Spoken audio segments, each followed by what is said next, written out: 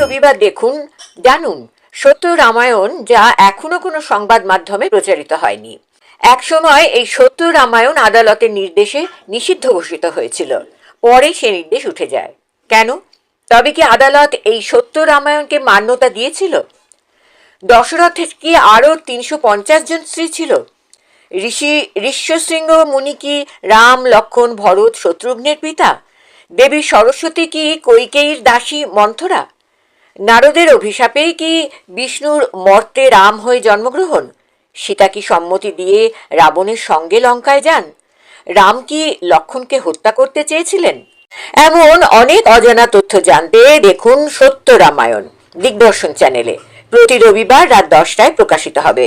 Log in করুন, subscribe, bell icon ছুঁয়ে গ্রাহক হন। Information provided by the speaker, presenter on the IDSC platform is for general information purposes only. All information is provided in good faith. However, we make no representation or warranty of any kind, express or implied, regarding the accuracy, adequacy, validity, reliability, availability, or completeness of this information. নমস্কার, সুজিত চট্টোপাধ্যায় বলছি দিগদর্শন থেকে। গত 47 সপ্তাহ ধরে আপনাদের কাছে একটি পর্ব হাজির করছি, যার নাম সত্য রামায়ণ। এই সত্য রামায়ণ নামটা এসছে কোথা থেকে? না, দক্ষিণ ভারতের দলিত আন্দোলনের একজন মহান নেতা, তার যার নাম পেরিয়ার ইভি রামাস্বামী, তিনি দলিত আন্দোলন একটি পরিচালনা করেছিলেন। সেই সময় তিনি বুঝেছিলেন যে এই দলিত আন্দোলন কেন করতে হচ্ছে না, ব্রাহ্মণ্যবাদী সংস্কৃতি, এই দলিত যারা প্রায় 98% ভারতবাসী, তাদের কিভাবে গ্রাস করে রেখেছে এই 2-3% উচ্চবর্ণের এই মানুষজন।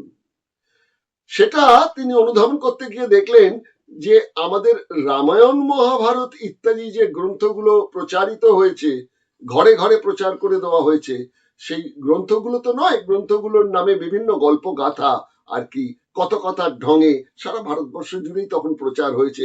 বই আর কজন পড়েছেন তখনকার দিনে? কিন্তু সেই উদ্দেশ্য তাদের কিন্তু সফল হয়েছিল। মানুষের মাথার মধ্যে ঢুকিয়ে দেওয়া সম্ভব হয়েছিল যে রামচন্দ্র হচ্ছেন একজন মহান রাজা, তিনি প্রত্যেকের জন্যই অনেক কাজ করেছেন, তিনি হচ্ছেন নরোত্তম। এই পেরিয়ার ইভি রামাস্বামী 300 রামায়ণ অধ্যয়ন করে মূল জায়গাটা বার করেছেন যে রামায়ণ আসলে ব্রাহ্মণ্যবাদী সংস্কৃতিকে প্রতিষ্ঠা করার একটি ষড়যন্ত্র ছাড়া আর কিছু নয়। তার যে বইটি তামিল ভাষায় তিনি লিখেছিলেন, সেটি ইংরেজি ভাষায় প্রকাশিত হয়েছিল।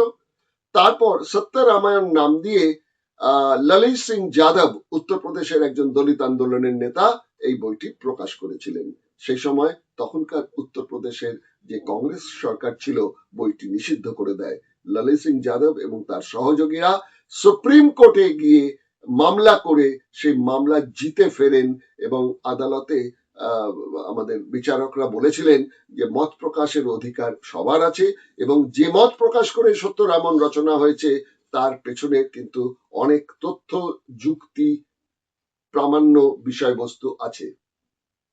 তারপর থেকে আর বইটিকে কিন্তু আর নিষিদ্ধ করা যায়নি, যদিও বিজেপি, RSS, বিভিন্ন এই হিন্দুত্ববাদী সংগঠনগুলো বইয়ের কিছু কপি পুড়িয়েছে সময় সময়, কিন্তু হয়নি। আর আপনাদের বলে রাখি, এই যে গত কয়েকদিন আগে 26শে ডিসেম্বর গেল, তখন কিন্তু এই মনুস্মৃতি পুড়িয়েছিলেন আম্বেদকর। তো যাই হোক, প্রসঙ্গ আমাদের যখন সত্য রামায়ণ, সেই প্রসঙ্গে চলে আসি যে যখন কোনো কাব্য সাহিত্য নিয়ে আলোচনা করতে হয়, কেন জানি না রবীন্দ্রনাথ এসেই পড়েন বাঙালিদের কাছে। এই রবীন্দ্রনাথ সম্বন্ধে বলা হচ্ছে যে রবীন্দ্রনাথ ছোটবেলায় ব্রাহ্ম পরিবারে জন্মগ্রহণ করলেও বাড়ির পরিবেশে কিন্তু রামায়ণ পাঠ হতো। তিনি ছোটবেলা মন দিয়ে রামায়ণ শুনতেন, তার কাছে খুব ভালো লাগতো।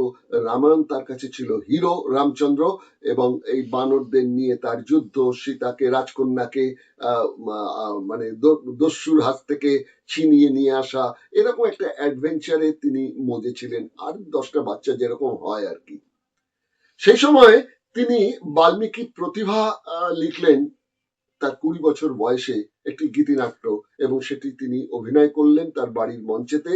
অনেকে গণ্যমান্য ব্যক্তিরা আসতেন সেই নাটক দেখতে, একটা সংস্কৃতি চর্চা ছিল, সেখানে তিনি নিজে বাল্মীকির চরিত্রে অভিনয় করেছিলেন। এসব তো বলছি তার ওই 20 বছর বয়সের কথা। পরবর্তীকালে তিনি যখন পরিণত হলেন, বৌদ্ধ সাহিত্য পড়লেন, তখন তিনি বুঝতে পারলেন যে এর পেছনের রহস্যটা কি। যে রবীন্দ্রনাথ আগে বলেছিলেন যে এটা হচ্ছে ইতিহাস, ভারতবাসীর একটি পারিবারিক গল্প কাহিনী এবং সত্যি ঘটনাগুলো রয়েছে, তারপরে তিনি বললেন যে না, এটা তো মাত্র একটি রূপক কাহিনী, এবং এই রূপক কাহিনীতে শস্য হচ্ছেন ওই শ্যামা দল, মানে গায়ের রং যার সেই রামচন্দ্র, তিনি হচ্ছেন শস্য রূপকেতে, আর এই পৃথিবীর ভূমি হচ্ছেন গিয়ে সীতা।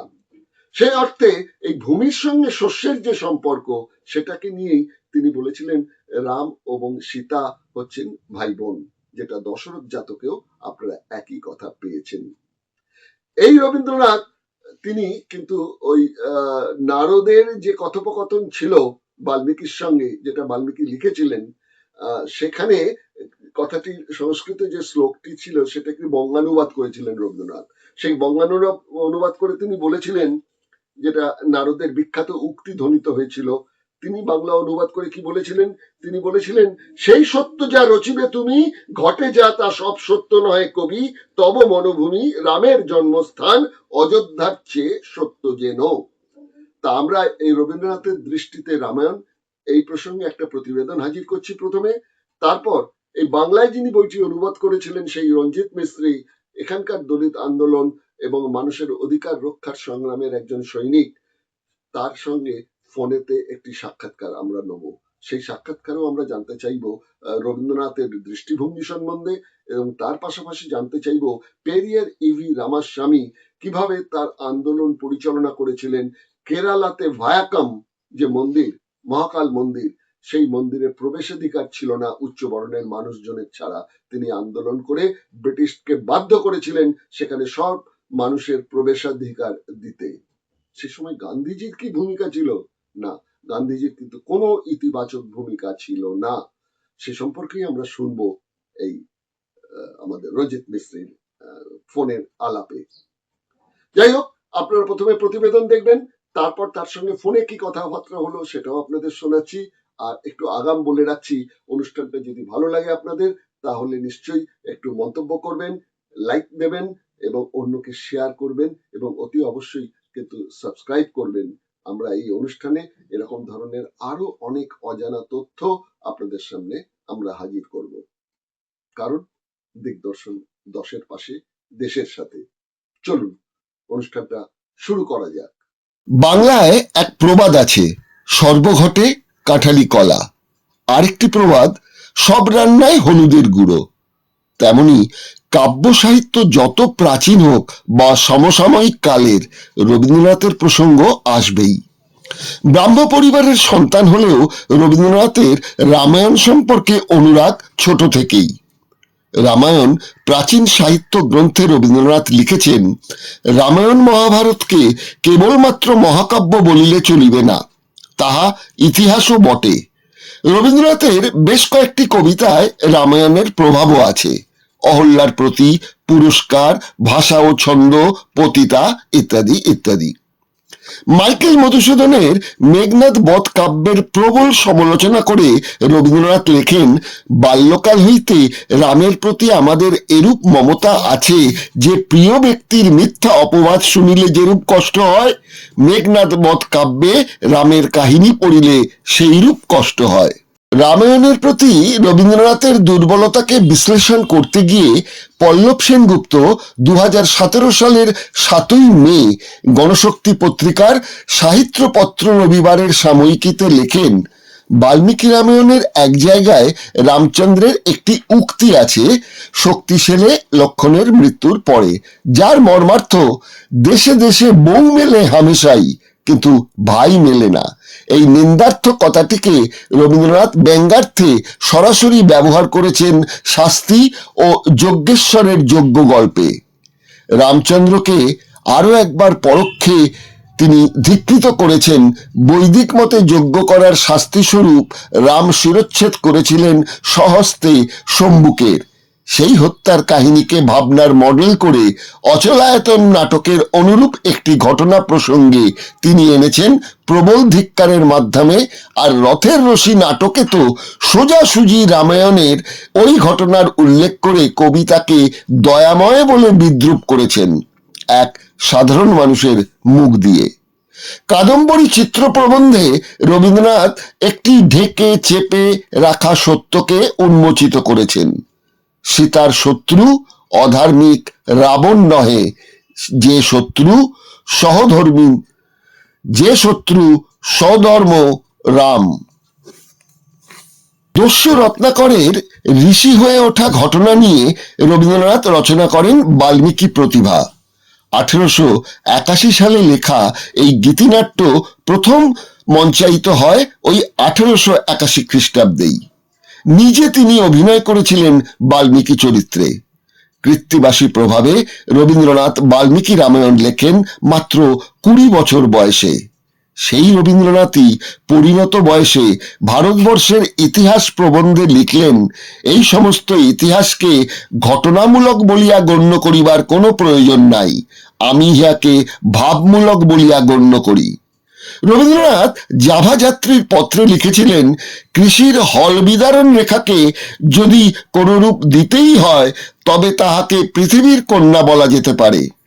শস্যকে যদি নবদুর্বাদল শ্যাম রাম বলে কল্পনা করা হয়, রাম তবে সেই শস্য তো পৃথিবীর পুত্র। এই রূপক অনুসারে উভয়ই ভাই বোন আর পরস্পর পরিণয় বন্ধনে আবদ্ধ। সুজিত বলছিলাম দিগদর্শন থেকে। নমস্কার নমস্কার। বলছি যে আমরা সত্যরামায়ণ যে ধারাবাহিক পর্বটা করে আসছি গত 47 পর্ব ধরে, এবার 48 নম্বর পর্বে আমরা এসে উপস্থিত হলাম। 50তম পর্বে আমাদের এই অনুষ্ঠানটি শেষ হবে। তো 48 নম্বর পর্বে রামায়ণকে যদি একটি সাহিত্য রচনা বা কাব্য হিসেবে আমরা দেখি, তাহলে একটু রবীন্দ্রনাথের প্রসঙ্গ এসে যায়। তো রবীন্দ্রনাথ সম্পর্কে যেটুকু আমরা জানতে পাচ্ছি যে তিনি ব্রাহ্মণ পরিবারের সন্তান হলেও ছোটবেলা থেকেই রামায়ণ পাঠ হতো বাড়িতে, ছোট বড়দের কাছে তিনি রামায়ণ অনেক শুনেছিলেন এবং রামায়ণ সম্পর্কে তার একটা গভীর একটা ধারণা তৈরি হয়েছিল। সেখানে আবার পাশাপাশি পাচ্ছি যে কম বয়সে তিনি বাল্মীকি প্রতিভা আর কি রচনা করলেন, নিজে বাল্মীকির ভূমিকায় অভিনয় করলেন এবং 20 বছর বয়সে যখন প্রথম লেখালেখি করছেন সে সময় উনি এই রামায়ণ সম্পর্কে বলেছিলেন যে রামায়ণ হচ্ছে যে একটি ইতিহাস। আবার তার যখন বয়স বাড়লো সেই সময়ে তিনি একটি প্রবন্ধে লিখলেন যে রামায়ণ একটি কাল্পনিক কাহিনী, সেটি কোনো ইতিহাস নয়, রূপক কাহিনী, এবং সেই রূপক কাহিনীতে রামচন্দ্র এবং সীতার যে সম্পর্ক সেটা তিনি লিখছেন জাভা যাত্রীর পত্র বলে যে বইটি, সেখানে যে এই নবদুর্বাদল শ্যাম রামকে কল্পনা করা যায় শস্য হিসেবে, আর যে ভূমিতে উৎপন্ন হয়েছে সেই ভূমিকে স্ত্রী হিসেবে তাকে বলা যায় সীতা। মানে এক অর্থে এই রূপক অনুসারে আমরা দুজনকে ভাই বোন বলতে পারি, যা রয়েছে দশরথ জাতকে। রবীন্দ্রনাথের এই ভাবনা নিয়ে আপনি কি বলবেন? রবীন্দ্রনাথের প্রথম জীবন আর দ্বিতীয় জীবনের মধ্যে এই পার্থক্য অবশ্যই আছে। আপনি যদি তার প্রথম জীবনে দেখেন, তিনি কিন্তু এই রামায়ণকে একটা কি বলা যায় আদর্শ দম্পতি হিসাবে রাম সীতাকে এবং পরবর্তীকালে বৌদ্ধ জাতক এবং বিভিন্ন সংস্কার পড়ার পরে তার মধ্যে যে অভিজ্ঞতার সঞ্চার হয়েছিল, তখন তিনি বুঝতে পারলেন যে এটা একটা কাল্পনিক হিসাবে প্রমাণিত হয়েছে। আমার বৌদ্ধ সংস্কারের লেখা হয়েছে সেখানে অগ্রমহিষী বলে যে করেছেন, প্রমাণ করার চেষ্টা করেছেন জাতক কথায় সীতাকে স্ত্রী হিসাবে নিয়েছে। ওই সময় রাজপুতদের মধ্যে, যেটা রবীন্দ্রনাথ দিয়েছেন পরবর্তীকালে, রাজপুতদের মধ্যে, রাজ পরিবারের মধ্যে তখন একটা প্রচলন ছিল যে ঘরের স্ত্রী মেয়েকে অন্য কোথাও দেওয়া হবে না, তার বংশ পরম্পরাকে বাঁচিয়ে রাখার জন্য। হুম তো সেইটা দেখার পরে রবীন্দ্রনাথের মধ্যে অনেকটা পরিবর্তন এসেছে এবং তিনি বাস্তব অবস্থার ভিত্তিতে এটাকে বলেছেন যে এটা একটা কাল্পনিক কাহিনী। এবং যেটা আজ পর্যন্ত যত মানে দার্শনিক আছেন তার মধ্যে 99% দার্শনিক কিন্তু এটাকে তাই বলেন। শুধু কিছু আস্তিক দার্শনিক ছাড়া বাকি সবাই কিন্তু এটাকে সেইভাবে প্রকাশ করেছে। হুম তো এই রবীন্দ্রনাথ তিনি মধুসূদন দত্তের মেঘনাদ বধ কাব্যের প্রবল সমালোচক ছিলেন বলা হচ্ছে। সেখানে নাকি রবীন্দ্রনাথ লিখেছেন, বাল্যকাল হইতে রামের প্রতি আমাদের এরূপ মমতা আছে যে প্রিয় ব্যক্তির মিথ্যা অপবাদ শুনিলে যেরূপ কষ্ট হয়, মেঘনাদ কাব্যে রামের কাহিনী পড়িলে সেইরূপ কষ্ট হয়। মানে তিনি বলতে চাইছেন যে মেঘনাদ বধে রামকে না করে তিনি মেঘনাদকে নায়ক করেছেন এবং রাবণকে তিনি মহানুভব হিসেবে দেখিয়েছেন। এইটা পড়ে রবীন্দ্রনাথের খুব কষ্ট হয়েছিল যে রামের প্রতি এইরূপ মমতা থাকেই যখন মানুষের, তার নিজেরও, সেখানে প্রিয় ব্যক্তির বিরুদ্ধে তিনি বলছেন এটা অপবাদ। আপনি একটা জিনিস লক্ষ্য করে দেখুন না, সেটা হচ্ছে উনি বিদ্যাসাগর কিংবা মাইকেল মধুসূদন দত্তকে ওনার লেখার মধ্যে কতটা আত্মপ্রকাশ ঘটেছে? খুবই কম। উনি যদি করতেন, উনি সতীদাহ প্রথাকে করেছেন, নিয়ে কোনো কথা বলেছেন কি বেশি? তাই তো। উনি বলেছেন কি যে বিধবা বিবাহ নিয়ে কোনো কথা বলেছেন কি? তাই তো। আমি তো আমার কোনো লেখায় জানি না, অত বড় লোককে আমি সমালোচনা করতে পারি না, কিন্তু এ ব্যাপারে তিনি কোনোদিনই কোনো সরব ছিলেন না। এটা তো সত্যি কথা। হ্যাঁ, মানে আমরা দেখতে পাচ্ছি রবীন্দ্রনাথের একটা তো রয়েছে কম বয়সের বক্তব্য, একটা রয়েছে বেশি বয়সের বক্তব্য, দুটো বক্তব্যের মধ্যে অনেকটা পার্থক্য রয়েছে।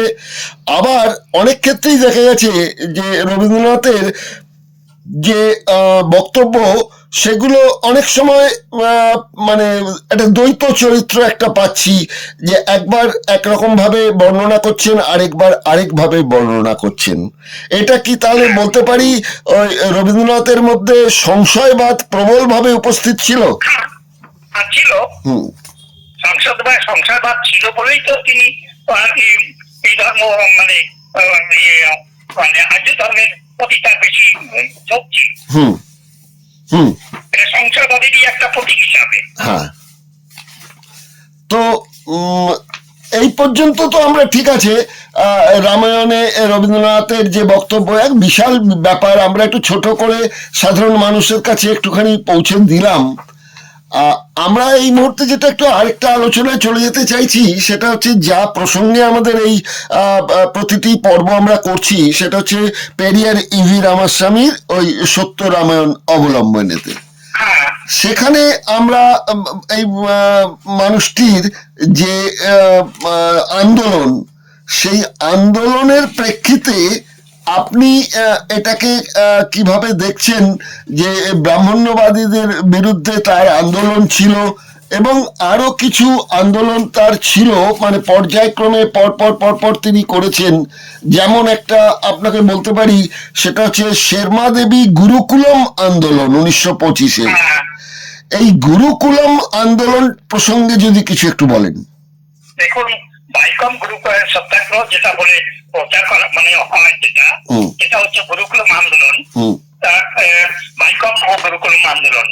এই আন্দোলনটাই তাকে তার পরিচয় ঘটিয়েছে। আজ পর্যন্ত যতগুলাই তিনি লড়াই করেছেন, তার শুরু ছিল কিন্তু এখান থেকে। 24-25-এ যখন তিনি গান্ধী কিংবা তার সঙ্গে গোপালাচার্য যখন বিরোধ করলেন, তার সেই বাইকম আন্দোলনের শুরু যেটা, সেটা হচ্ছে এই মন্দিরে প্রবেশ নিয়ে।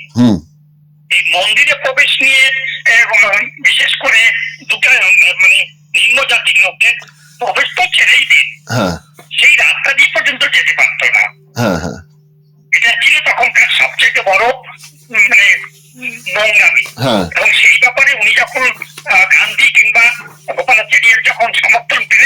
হ্যাঁ। কংগ্রেসের দ্বারা তৈরি করা সেই ব্রাহ্মণ ব্যবস্থার যে ছিল হুম। ব্যবস্থা ছিল, সেখান থেকে যখন তিনি বিরোধিতা করলেন, তারপরে গান্ধী পর্যন্ত তাকে সমর্থন করলেন না, হুম হুম তখন তিনি ওখান থেকে বেরিয়ে আসেন হুম হুম এবং তিনি এই আন্দোলনটা 13 এপ্রিল বাইকমে পৌঁছান এবং বাইকম নিয়ে আন্দোলন করেন 1924 সালে। সেই আন্দোলনের পরে তিনি তার 74 দিন তাকে জেলে যেতে হয়েছে।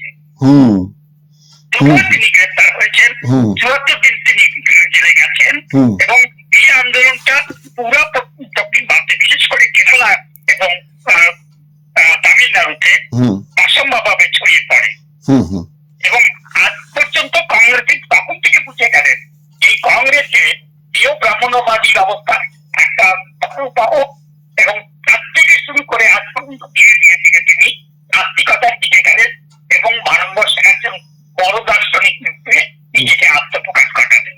হুম হুম আচ্ছা, এই যে ভাইকম, এটি তো একটা জায়গা, এটা তো বোধহয় ওই কেরালার কোট্টায়াম বলে একটি জেলাতে, কেরালাতে। হ্যাঁ, একটি মহাদেব মন্দির। তার মানে তামিলনাড়ুর বাইরে দক্ষিণ ভারতে এই কেরালাতেও তাহলে পেরিয়ারের আন্দোলনটা ছড়িয়ে পড়লো এবং সেখানে পেরিয়ার নিজে গিয়ে উপস্থিত হলেন, তাই তো?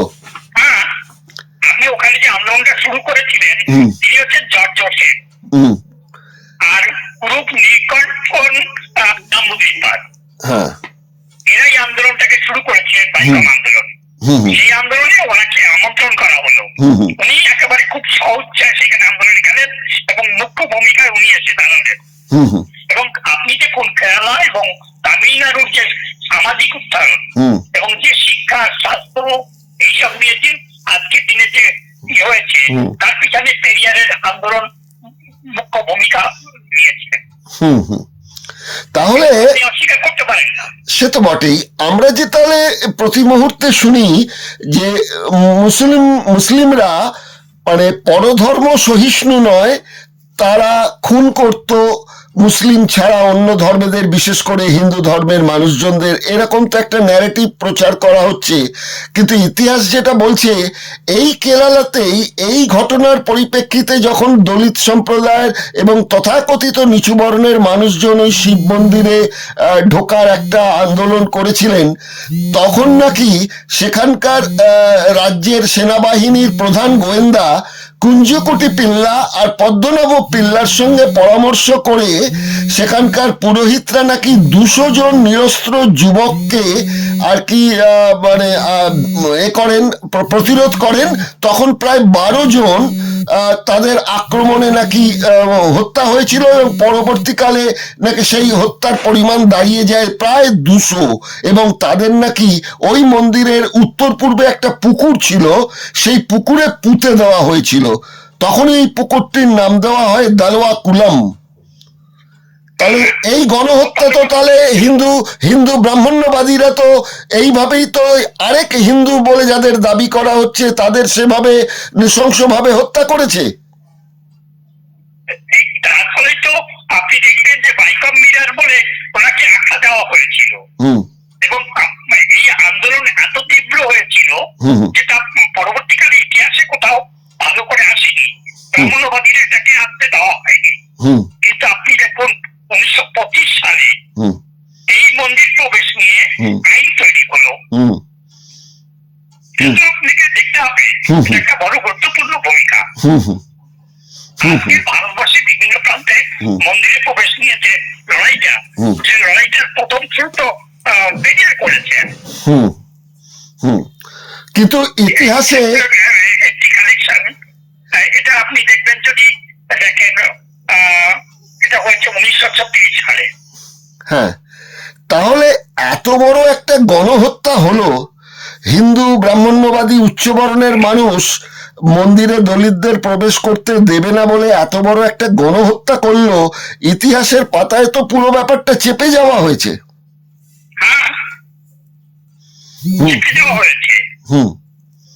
এবং এইটাই সবচেয়ে বড় ষড়যন্ত্র যে ব্রাহ্মণ্যবাদী ব্যবস্থা এতটা, মানে তার প্রচার তন্ত্র এতটা মজবুত যে তারা সব জায়গায়, আজ পর্যন্ত সব জায়গায়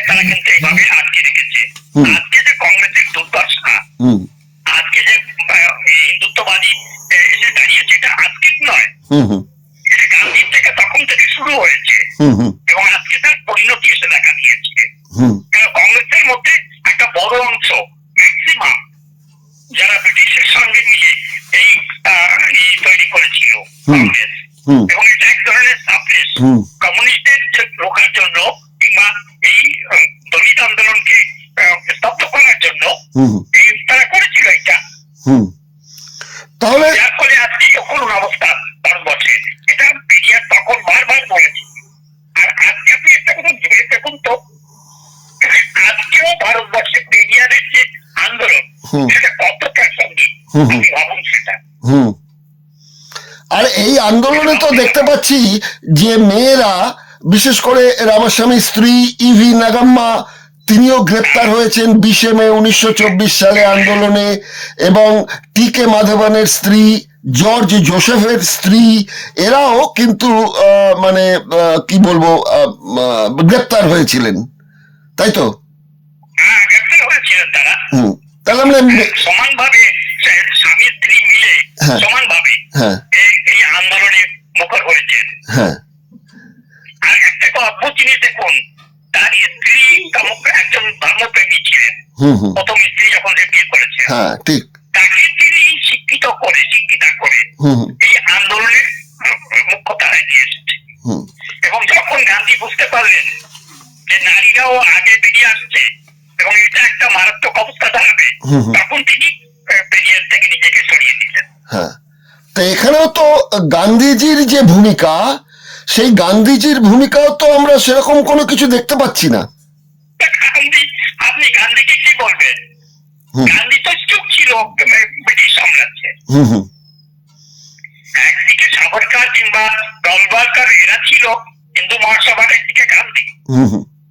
এই দুটোকে ইউজ করে তো জিন্নাকে পড়ে, জিন্না তো প্রথমে সেকুলার ছিল, পরবর্তীকালে ব্রিটিশরাই তো লন্ডনে বসে থাকে, তার মাথাটা কি করে তাকে এখানে পাঠানো হয়েছে। এবং এইভাবেই তো হিন্দু মুসলমান করা হয়েছে ভারতবর্ষে। ভারতবর্ষের টুকরো করার পিছনে তো গান্ধীরও পুরো ভূমিকা ছিল।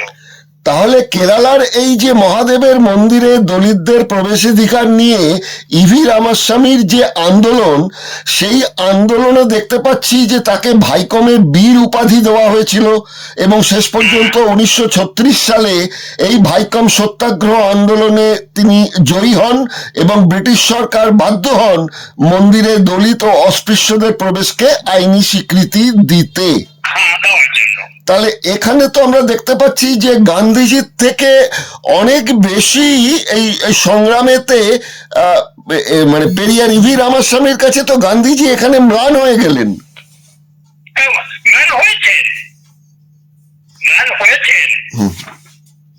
আর এটা যদি আম্বেদকর সেইভাবে যদি মুখর হতেন, তবে উনিও যে ওই যে করেছিলেন গান্ধী, যে মোকাবিলা করেছিলেন, করে দিয়ে আম্বেদকরকে বাধ্য করেছিলেন আন্দোলন তুলে নিতে, মানে আইন তুলে নিতে, সেটাও তো এক ধরনের ষড়যন্ত্র। আজকে যদি ভারতবর্ষে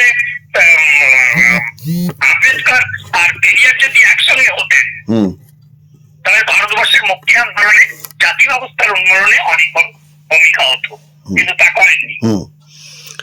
এখন এই যে আম্বেদকর সম্বন্ধে বললেন, যারা এই দলিতের বিভিন্ন সংগঠন, যারা জয় ভীম বলে স্লোগান তোলেন, তারা এই আম্বেদকরের যে কি বলবো দূরদর্শিতার এই যে অভাবগুলো, এইগুলো তো তারা মানতে রাজি নন, কোন রকম সমালোচনাও তারা যেতে চান না। তাদের দূরদর্শিতার অভাব, তারা সংকীর্ণ একটা রিজার্ভেশনের অ্যাঙ্গেল থেকে, আর দেখবেন এই আন্দোলনে যারা আছেন মুখ্যভাবে তারা সরকারি চাকরিয়া অনেক বেশি, যেটা বামসেক বলে আপনি জানেন। বামসেক সংগঠনটা কি? সরকারি কর্মচারীদের একটা সংগঠন। এবং পরবর্তীকালে যে আন্দোলনটা করেছিলেন মায়াবতী কিংবা কাশিরাম, সেটাও তো এই রিজার্ভেশন ভাবনা চিন্তার জায়গা থেকে একটা সুবিধাভোগী আন্দোলন একটা, এবং তারাই করছে না এই কাজটা। তাহলে এই নতুন করে এই ইতিহাসের পর্যালোচনা করা, যেমন বিভিন্ন যুক্তিবাদী ঐতিহাসিক বা ইতিহাসবিদ যারা আছেন তাদেরও এটা নিয়ে একটা গবেষণা করে মানুষের কাছে সত্য ইতিহাসটা তুলে দরকার। আর তার সঙ্গে হতাশ করছে আমাদের দেশের যারা মূল মিডিয়াতে আছেন, তারাও এই বিষয়গুলো নিয়ে নাড়াচাড়া করতে চাইছেন না। এটা কি বলবেন অজ্ঞতা, না উদ্দেশ্য প্রণোদিত ভাবে করছেন, যেহেতু মিডিয়ার মালিকানায় থেকে গেছে উচ্চবর্ণীয় ব্যবসায়িক গোষ্ঠী? হ্যাঁ তাই। আপনি দেখুন এই জাতি ব্যবস্থা, বাংলায় দেখুন আপনি অবস্থা, জাতি ব্যবস্থার আন্দোলনে একদিকে নমঃশূদ্র, একদিকে পেরিয়ারবাদী, একদিকে আম্বেদকরবাদী, একদিকে আমাদের মতো কিছু সামান্য লোক যারা পেরিয়ারবাদী। বাকি তো আপনি দেখবেন যে গুরুচাঁদ হরিচাঁদবাদী আলাদা, এবং সবাই টুকরো টুকরো। হ্যাঁ, এই সুযোগটাই নিয়ে নিচ্ছে এই ব্রাহ্মণ্যবাদী মুখোশ পড়া তথাকথিত দেশ নেতারা। দেখুন না আপনি হরিচাঁদ গুরুচাঁদের পরিবারে কিভাবে বিভাজন হয়েছে, একদিকে রামবাদী আর একদিকে হচ্ছে নমঃশূদ্রবাদী। দুবাদী ওখানে কাজ করছে, তার সঙ্গে আম্বেদকরবাদী একটা। ঠিক ঠিক ঠিক। তা যতক্ষণ পর্যন্ত না এই ঐক্য তৈরি হবে, ততক্ষণ পর্যন্ত ব্রাহ্মণ্যবাদীদের প্রতিহত করার রাস্তা তো তৈরি হবে না। তাহলে ভবিষ্যতে এটা ওই একটা ইতিবাচক একটা ইচ্ছা নিয়ে, মানে আগামী দিনে হলেও হতে পারে এরকম করে থাকা ছাড়া তো আর তাহলে এই মুহূর্তে কোনো রাস্তা নেই। আপনার সঙ্গে আমার 50 পার করার পরে আপনার সঙ্গে আমি একটা জায়গায় বসতে চাই, সেটা হচ্ছে আমরা এই নিয়ে একটা পত্রিকা আমরা করা যায় কিনা, মাসিক কিংবা 15 দিনের। আচ্ছা, সেটা নিয়ে আমরা একটু ভাবনা চিন্তা করব। ঠিক ঠিক ঠিক যদি আপনার সহযোগিতা থাকে। 100 বার আমি তো আপনাকে বারবারই বলেছি, আমি এ ধরনের সহযোগিতা না দাঁড়াবেন, আপনি আইডিওলজিক্যাল লড়াইটা শুধু অনলাইনে নয়, যদি আপনি রাস্তায় না দিতে পারেন তবে কিন্তু এইটা শেষ করা সম্ভব হবে না। আমি তো আপনাকে এর আগেও বলেছি, এখনো প্রকাশ্যে বলে রাখছি, আপনি এ ধরনের যা কিছু উদ্যোগ নেবেন আমি আমৃত্যু সঙ্গে থাকবো। এটাই আমার এখন একমাত্র লক্ষ্য হয়ে থাকে, আমার না আমাদের। হ্যাঁ, আমার 100 বার আমি নিজেকে সম্পৃক্ত করতে চাই না। 100 বার। ঠিক আছে রঞ্জিত বাবু, আজকে সময়সীমা তো শেষ হলো। আমরা বাকি দুটো পর্বে আরেকটু রামায়ণ নিয়ে আলোচনা করে এর বিষয়টাকে আরো একটু স্পষ্ট ধারণা আমাদের দিগদর্শনের যারা দর্শক তাদের কাছে পৌঁছে দেব। আজকে এখানেই শেষ করছি।